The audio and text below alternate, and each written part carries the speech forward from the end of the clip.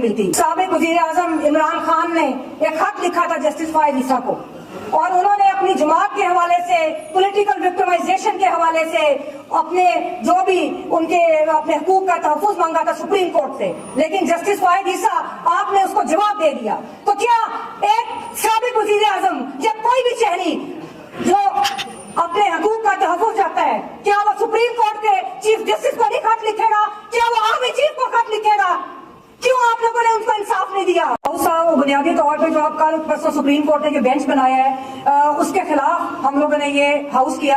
आपने देखा कि जस्टिस एजाजुल एहसन जो उस कमेटी के रुकन है जिसने बेंच कॉन्स्टिट्यूशन कमेटी के, उन्होंने खत लिखा chief justice Pakistan justice Faez Isa को, और उन्होंने अपने रिजर्वेशन का इजहार किया कि जो बेंच मिलिट्री कोर्ट्स के हवाले से उनकी अपील सुनने के लिए जो बेंच बनाया गया है, वो बेंच के अंदर जिस तरह प्रैक्टिस एंड प्रोसीजर की प्रोविजंस को पामाल किया गया और साथ उन रवायात को पामाल किया गया जिनकी बुनियाद के ऊपर बेंच बनते हैं, तो उन्होंने अपने उन खदशात रिजर्वेशन को खत की शक्ल में चीफ जस्टिस के सामने रखा।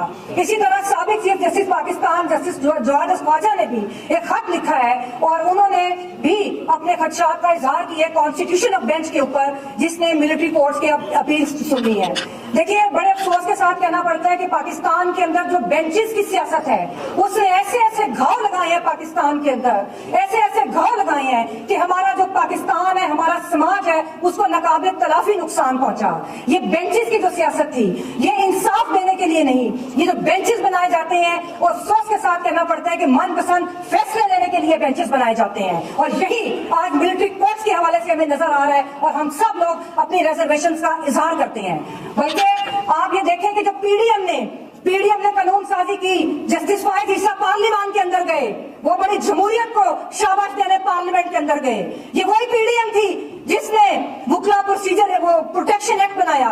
उसके बाद जितना जुल्म वुकला के ऊपर हुआ, जमहूरियत नाम नया जमहूरियत के अंदर इसकी मिसाल नहीं मिलती। इसी तरह जो प्रैक्टिस एंड प्रोसीजर एक्ट है उसको बना के जिन सुप्रीम कोर्ट की रवायात को कमाल करके इंसाफ का कत्ल किया जा रहा है, उसकी भी मिसाल हमें नहीं मिलती। अभी चंद दिन पहले साबिक वजीर आजम इमरान खान ने एक खत लिखा था जस्टिस फायद ईसा को, और उन्होंने अपनी जमात के हवाले से, पॉलिटिकल विक्टिमाइजेशन के हवाले से अपने जो भी उनके अपने हकूक का तहफ़्फ़ुज़ मांगा था सुप्रीम कोर्ट से, लेकिन जस्टिस फायद ईसा आपने उसको जवाब दे दिया। तो क्या एक साबिक वजीर आजम या कोई भी शहरी जो अपने हकूक का तहफ़्फ़ुज़ चाहता है, क्या वो सुप्रीम कोर्ट के चीफ जस्टिस को नहीं खत लिखेगा? क्या वो आर्मी चीफ को खत लिखेगा? क्यों आप लोगों ने उनको इंसाफ नहीं दिया?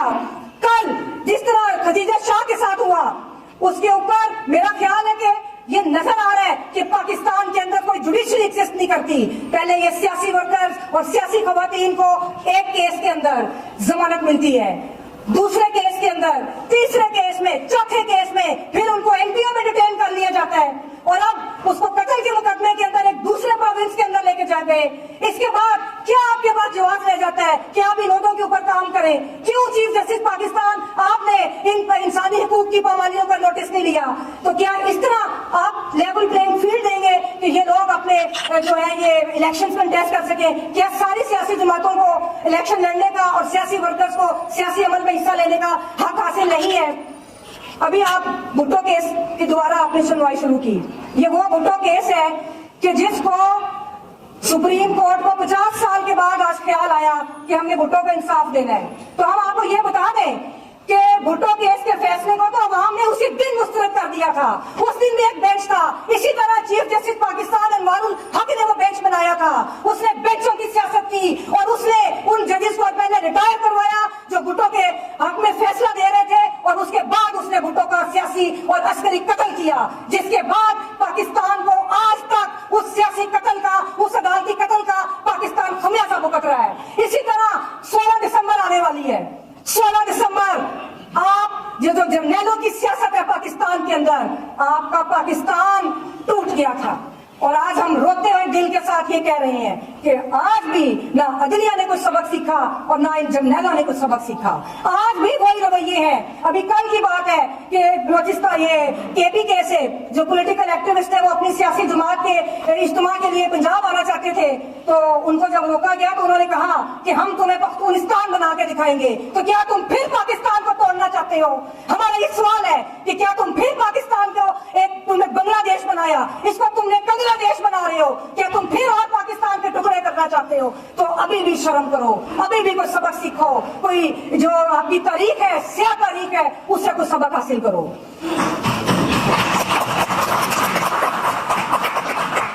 कल जी यही बात अब होने लगी है। कल एक और वाकया हुआ कि बलूचिस्तान हाई कोर्ट के अंदर पता चला, जब डिवीजन बेंच बैठा था, कि एक केस के अंदर बलूचिस्तान कैंट में कोई नोटिस की किसी केस में तामील कराने के लिए गए, तो अदालती एहलकारों को रोक दिया कि आप उधर कैंट में दाखिल नहीं हो सकते।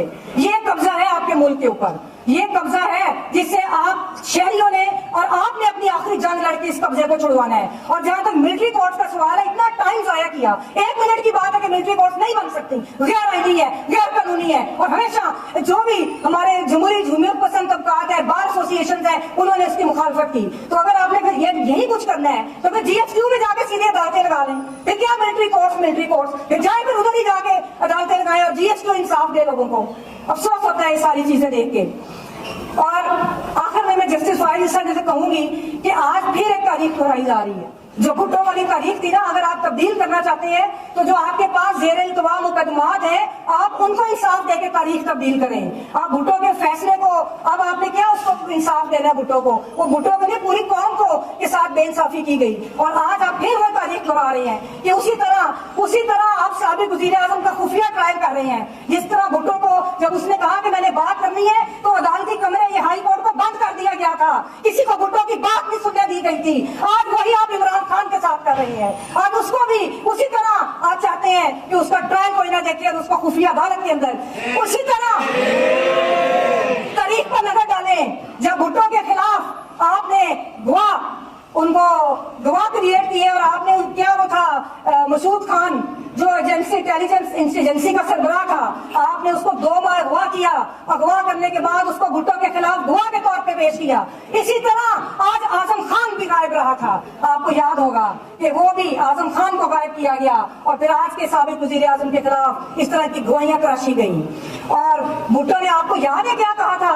जस्टिस फाइज ईसा और तमाम अदलिया के जजेस को मैं ये बताना चाहती हूँ कि जब भुट्टो इस हाई कोर्ट में अपने प्रोसीडिंग्स के बाहर निकले थे तो उन्होंने कहा था नो कोर्ट, भुट्टो ने कहा था no court no justice, thank you Jimmy Carter. और हमें दिल खून के आंसू रोता है, मुझे आज भुट्टो याद आ रहा है, मेरा दिल खून के आंसू रो रहा है जो कहता था no court no justice, thank you Jimmy Carter. तो क्या आप लोग, ये जुडिशरी ये चाहती है कि कल इमरान खान ये कहे no court no justice, thank you chief justice? और इस तारीख को